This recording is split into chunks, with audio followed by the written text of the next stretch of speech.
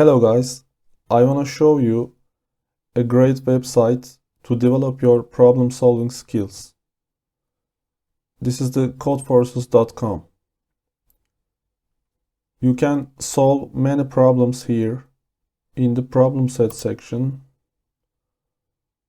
you can sort problems from easy to hard.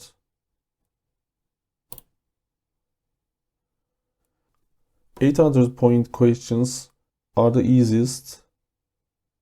Let's solve very easy question called word capitalization here. Maybe this one is the easiest question in the website. The problem consists of one input and one output. It wants just first character of the string must be uppercase.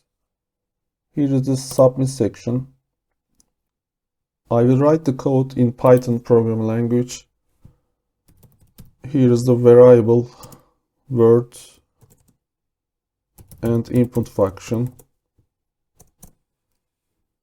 and just print it capitalized. The first character of the string we get like this, and upper method plus